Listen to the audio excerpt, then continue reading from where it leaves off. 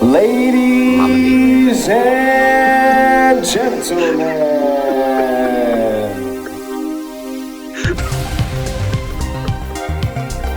ladies and gentlemen, you're watching GEEKCASTER, everything sci-fi, fantasy, and pop culture commentary. I am Seven. We've got Drew, and we've got Corey. What's going on? We're chilling. I did my best Anchorman. I'm glad we're able to have those moments just before the show. It's like the Anchorman moments. How you doing, Seven? I'm doing good. So, there's a lot of talk. I mean, they've been talking about this for years. The live-action version of Thundercats. And Jason Momoa is thrown around. He's thrown around almost for every movie now. I've noticed. Yeah, he's in everything. Yeah. He's in everything. We'll segue to that in a second, but yeah, Thundercats. Mm-hmm. I casually watched it as a kid. I remember it was on Cartoon Network. We had it. It was cool. It wasn't one of my favorites. I kind of remember like rocking with Voltron and Ronin Warriors harder back in the day. Okay. Ronin Warriors in particular is like, that's getting a reboot, and I'm super hyped about that because that was Ronin Warriors, or what is it called in Japan? Yoroiden Samurai Troopers. It was like a late 80s, early 90s action anime thing. And we boys in America, we got it. Basically, it was like the boy equivalent of Sailor Moon to us. Instead of Sailor Scouts, we had samurai. You know, so for that to come back is I think it's cool. And who was it? Who they said? Idris Elba. They're throwing his name around for Panthro. Okay, I can see that. That's what I was like, who's going to play? Right. I couldn't really picture him as either maybe Jaga, because he's kind of like, he could play an old, like, wise type of dude, but no, he's Panthro. Nah, I can't see him as Jaga. Really? Interesting. I mean, but they've been talking about this film for a long time. So if this will actually happen would be interesting. Yeah, they've been talking about this so long that, like, people eventually, we just stopped caring. Over a decade. I want to say it's like early 2000s, they were talking about making a live-action Thundercats thing. Right. It didn't happen. 2010s, we got the... correct me, Corey, you might know this more than me. But when we got that reboot of the Thundercats, that apparently was good. I'd never watched it myself. That was like early, like 2010s, right? Yeah, it was around there. Yeah. It was decent. It wasn't terrible. It was watchable. It was good. It looked cool. If anything, I kept telling myself maybe I do want to watch the Thundercats just based off of the anime style, like the animation style that they had in it. Mm-hmm. And Panthro, who was my favorite of the group, he was always my guy. He looked dope in it. I was like, I may have to power through it just to see what they do with my boy Panthro. Idris Elba's him in a live action would be cool. Wow. So, do you think it'll actually turn into something? Probably not, but we'll see. Maybe if it does, cool. We heard about it a little early, and if not, it's just another one that they tried and then floundered. So we shall see. I think it would come through. I think it could have come through. Yeah, I think eventually we'll get something. I don't know if it'll be a live action movie or another series, but they'll eventually do something with the property. Will it be good? Who knows? That remains to be seen. Who knows? That's a long shot and a far ways away, but we will see. I think as long as it's a meme and it's relevant and it's still circulating in pop culture, they'll give it the green light because it's a draw, like Jason Momoa. Right. So. Yeah, and that could be a factor too, though, because if they wait too long, you get what happened with The Rock. Well, there's a couple things that happened with The Rock when it came to DC and stuff. When he was supposed to be Black Adam. Yeah. This was years. This is like right after we got, I think it was Man of Steel. They announced all these films, properties that we were supposed to get for the DCEU. And The Rock, way back when, he was like kind of at the height then of his Hollywood trek.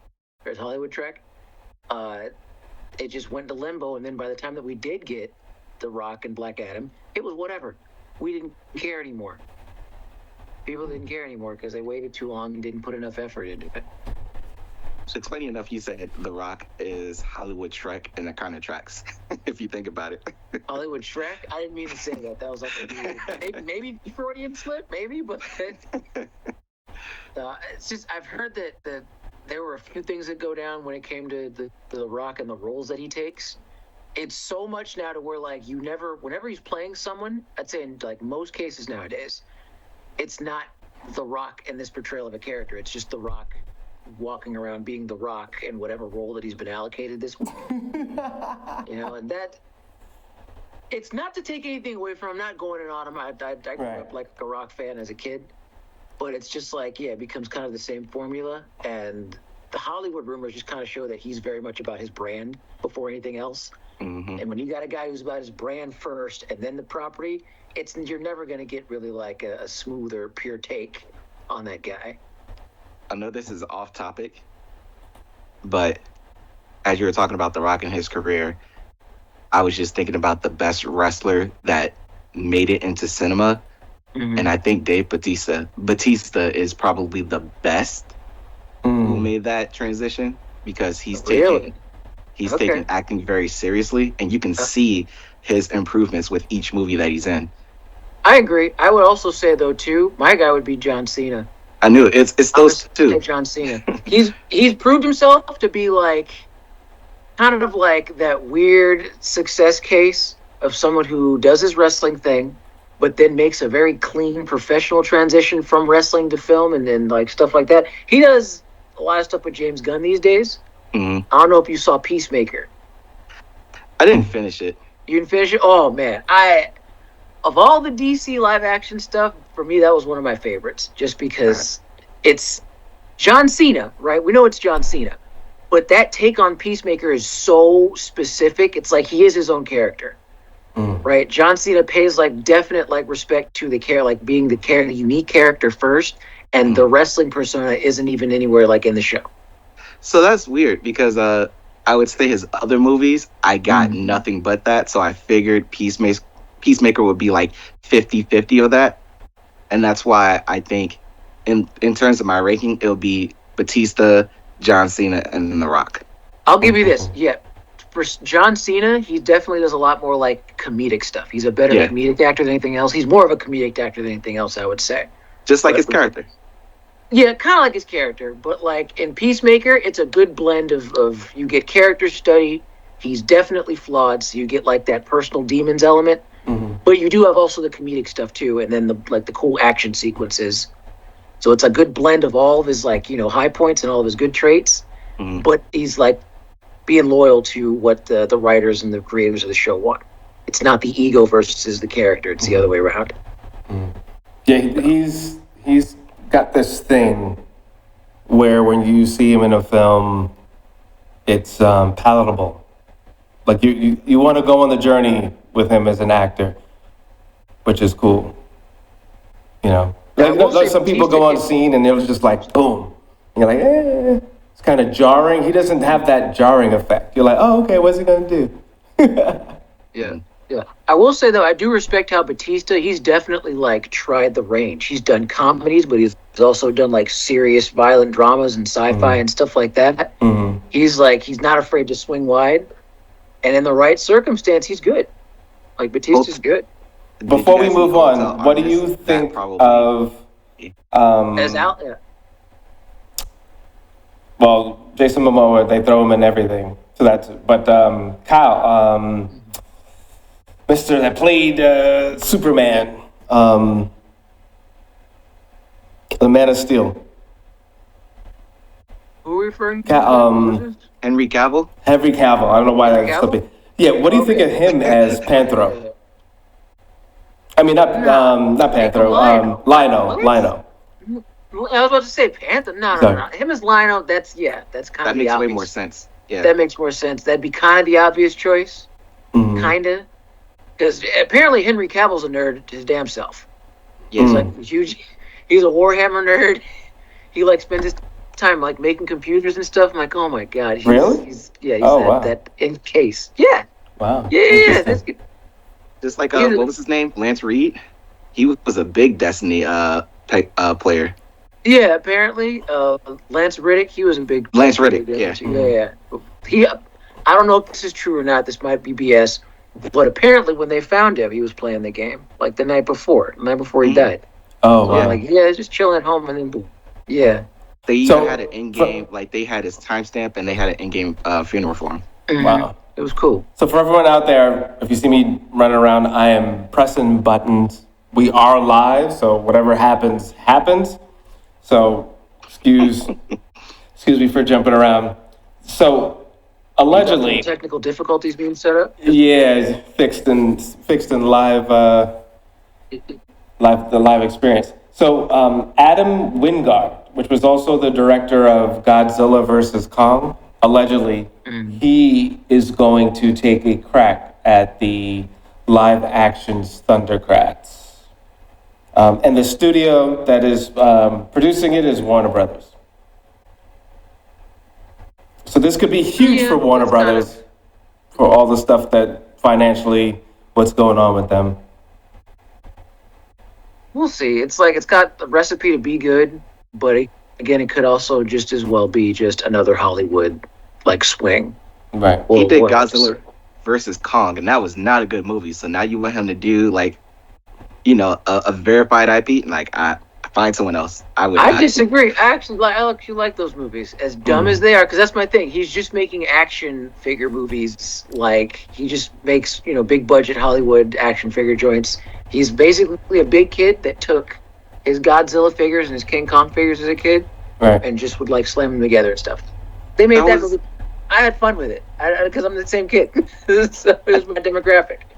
I think because I'm a Godzilla fan, that the preceding Godzilla movies, they were good.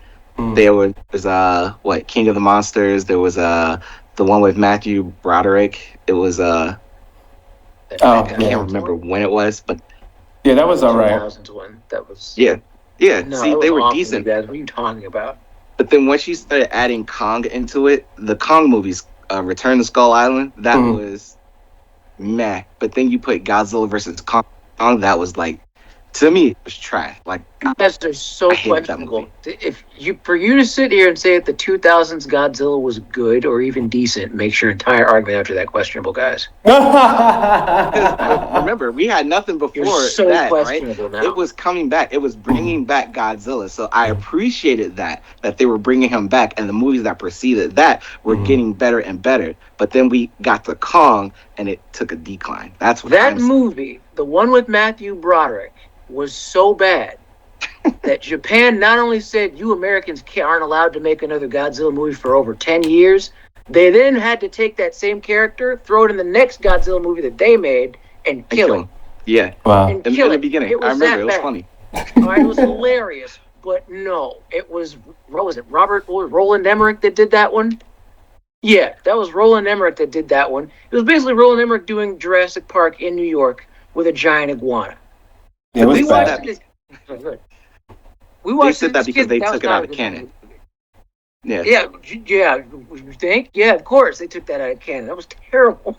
It wasn't terrible. It wasn't bad. Like, if you looked at it from a standalone movie, it was decent. If you put it into the Godzilla realm, I understand the argument there. But I was just saying that to reignite the series, because we had nothing from Godzilla for a good 8, 9, 10 years maybe. And to bring that back, I thought it was a good restart. If we're talking about bringing movies back, I thought that was a decent revival, if you will. Well, it's like, what the analogy I'm going to use is? If you wanted to get someone's attention by throwing a pebble on their window, but instead you accidentally grabbed a piece of crap and then threw it and it splattered on the window, you got their attention, you got the ball rolling, but kind of a funky start. One of the biggest I guess things that was interesting with that release was that Led Zeppelin allowed the sample to be used for the film. So the hype was there, but then everything kind of fell back from there. But Broderick did good. I mean, I think he was the best thing of the film. If you just like his looks, That was the most interesting thing, but there wasn't much of a script there. As the goofy worm guy. Yeah. Y'all are, wow, yeah. That's Y'all my are biggest fight problem I was with gonna say, the Godzilla movies, the last ones. It's like you take something that people love so much and you really didn't know what to do with it. y'all are in Ellisville with this. We're giving credence to the worm guy, Mr. Right. Topopoulos, was saying that the new ones the new ones fixed everything that crappy 2000s one did by like not acknowledging it for one. It was late 90s. I just double checked. So Which one? the one we're talking about, that was like 96, Late 98. 90s. Yeah, I wanted Yeah. just at that end. 99 was it? 98. 98, somewhere around there. Yeah. Yeah, that one with the worm guy. And what they All right, did let's- with the newer ones. No, go ahead.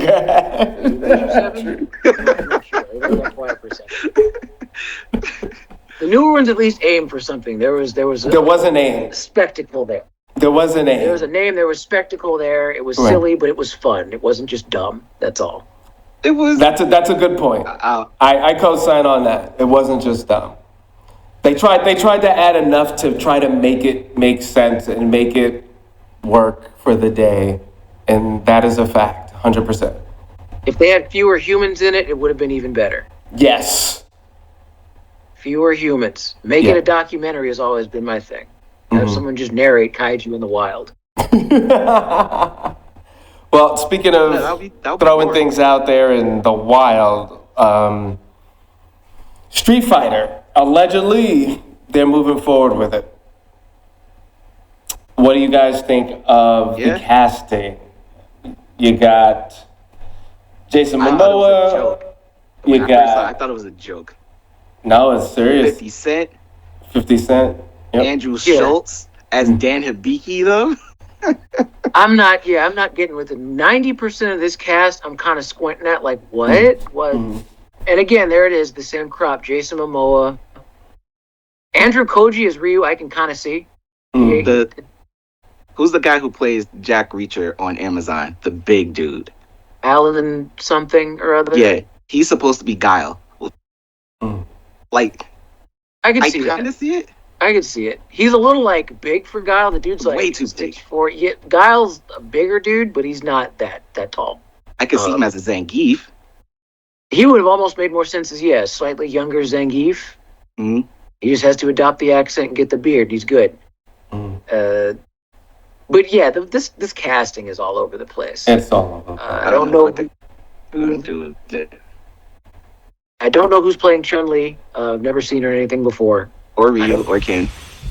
The guy playing Ken, I have no idea who he is. Again, Andrew Koji, I think he's up for Ryu, which I can see that one. From his performance in Warrior, I could see him being a pretty good Ryu. And again, Jason Momoa. And then there's the guy he's a wrestler. He's supposed to be Akuma. I think it's wild. Oh, that they're Roman just Reigns, yeah. Yeah, Roman Reigns. I'm like, that's wild that y'all are opening with Akuma. You want to build up to that. You got to earn Akuma if you're going to go live action. This is a legit Hollywood attempt at doing a good Street Fighter one, not the Raul Julia, Jean-Claude Van Damme, even though that one's comedic gold. It's great. I thought it was decent. If you watch that 90s Street Fighter movie as just an action parody of like G.I. Joe, it's gold. It's gold. Mm-hmm. But if they're going for like, all right, this is going to be our serious take on it. We're gonna make this one a good one. I don't know. With that casting, there's no way it's serious. Like the only thing I can see them is like doing like a Jumanji, like a video game that's come to life. Like that's the only thing I can see. That'd be so stupid. We were in the video game and now we're in the real world. That's stupid. What was your take on Minecraft, by the way? That just came out. I didn't watch it. I'm not a Minecraft guy. I don't know what I thought. That's fair. That's Would I watch it again? Absolutely not. But it was a riot for sure. The closest thing to a review that I got for Minecraft was my mom started it, and then she texted me and said I turned it off after 2 minutes. I'm like, okay, thank you. That sounds about right. That's the most I got. It's a hard It's watch. again, it's not. We're not our demographic for it. It's for little kids. It's for little kids, for sure. If you grew up playing Minecraft, it's for the kids that play it. It's not for us. So if you're a fan of Jack Black, he plays the same character. There's always a song. Jason Momoa for comedic versions. The girl from Orange is the New Black. I forget what her name is, but she was decent. The whole storyline, if you played Minecraft, it was good. Like Easter eggs, video gamey. It made sense. All right, so it was fine. Corey, you sent something last night. The Cleaner. Yeah. What was your take on that? I thought, remember movies like Phone Booth and like, what was the one with Mos Def where he had to get down 16 blocks? It was like a real small little movie that took place. She was a cleaner on top of a building, and of course there's terrorists.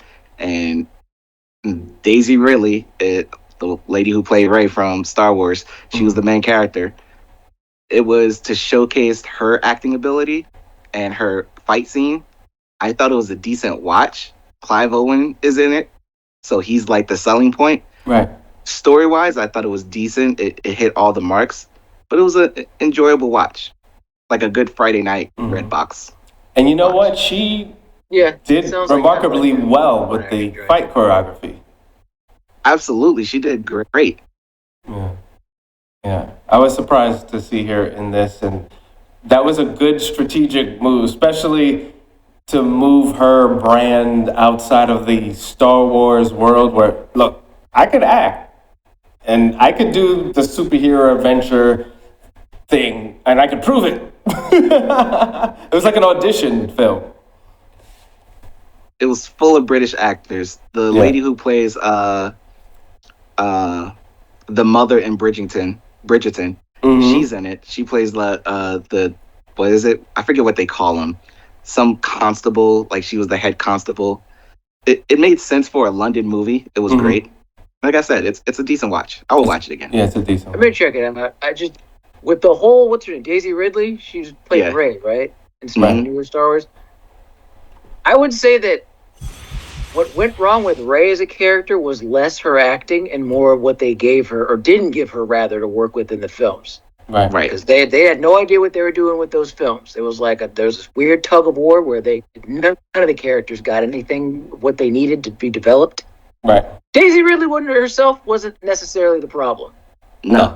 And after the whole backlash, because the Star Wars fans, this is why I'm not like officially a Star Warsian. How the Star Warsian fans went after her in just her personal life. I'm not at all surprised that she branched out and is like, you know what? I'm going to go do some other stuff in this sector away from sci-fi and all the other crap. I'm going to do a smaller film that can kind of showcase acting chops and action. So it was a smart move.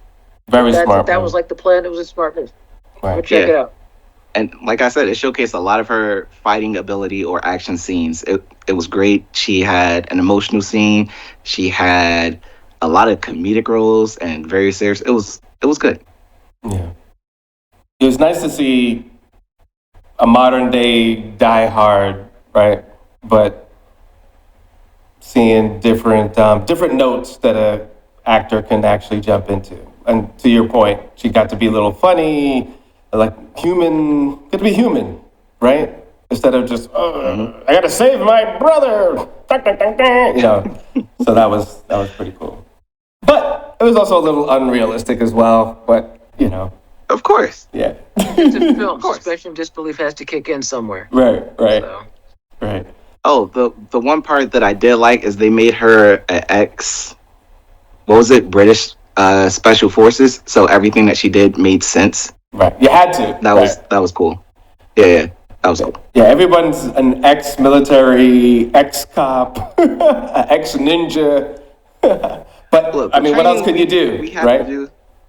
The training we have to do is intense, man. Right. You gotta have those credentials, man. You gotta come through with their credentials. Oh, man. So, how much more time? We got like 5 more minutes.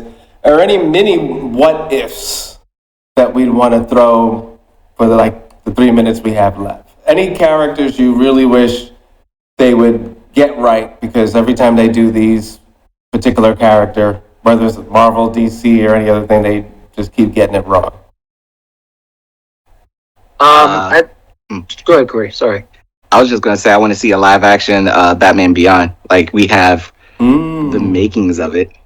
Nice. I think we could put Robert Keaton as like the old Batman, maybe Robert Pattinson as the young Batman. You know, like the protege. We can kind of meld that two together. We can kind of make it happen. I would like to see it though. I've heard that for years. There's for Batman Beyond. Yeah, they're talking about that one back in the day too. It just didn't happen. It's never like, it's just the idea, like talks, that there's nothing, like there was never a writer, there was never a producer, there was never a cast. There's just speculation. So I would like it to actually happen. birth itself. Yeah. That would be kind of neat. I'm actually going to dovetail from that and say, do something fresh. Like a good take on something fresh, I think would be more beneficial at this point, because we already got our staples. They're already making reboots of everything. So rather than trying to make more of the same old fluff, take a shot on something like different. I would say Mr. Terrific. What's your guy, Corey? Who's your younger actor, the British kid? Oh, Damson Idris.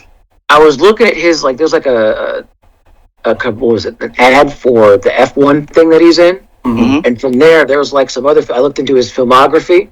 Dude, look at him, and then look at a side-by-side shot. Make him a young Mr. Terrific. I'm telling you, with the thing, like the face paint and the fair play, make him a young, cocky, world's smartest dude type of guy, and then make a dope action series or film with him. That could be kind of cool. I don't know. It's like I've just kind of been stuck on that one lately. Well, they're trying to make him the new Black Panther. Yeah, we talked about that before too. Black Panther would be cool. He needs to get recast anyway. It's time. I'm sick of people making excuses. But I kind of think that if you're going to aim for something different and have people not complain about reappropriation and all that other stuff, it's like, yeah, just go with that one. Try it. Give it a shot.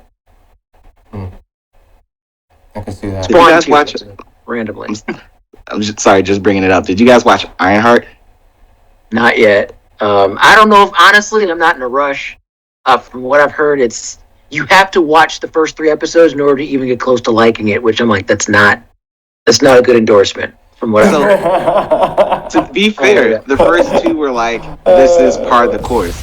But episode 3 did take it up a notch. And it's a 6-episode event. The next 3 come out Tuesday, July 1st. So you don't have to wait long. It's done. Yeah, I may end up waiting until it's just done, and then I can watch the whole thing and decide. Because here's the thing. They film these for these other shows, these 6-episode joints. They're movies that they just chop up. They film them as movies, and then they chop them up. That's why one will be 28 minutes, another one will be 40 minutes, and then another episode will be 32 minutes. It's all because it's just kind of one runtime that they're working with. So let me just wait till it's all done, and then I can just watch the whole thing. That makes sense. But I'll see. We'll see. Right. But I think it's decent. The first 2. We're gonna run out of time. Episode 3 really. Yeah. All right. But we'll see. I co-sign on you. But maybe. I'm not right. Thank you, everybody. You're watching GEEKCASTER.com. Everything sci-fi, fantasy, and pop culture commentary in a new studio. And thank you, everybody, for rocking with us. And we're gonna keep making this better. Thank you, Drew, for saying we got to add the images back on the show. So thank you, Drew, for that. And Corey, your knowledge and wisdom and your last minute, you got to watch this tomorrow. Appreciate you. All right, I'm 7. You're watching GEEKCASTER. And, well, chat soon. All right. Woohoo! We made it. We made it!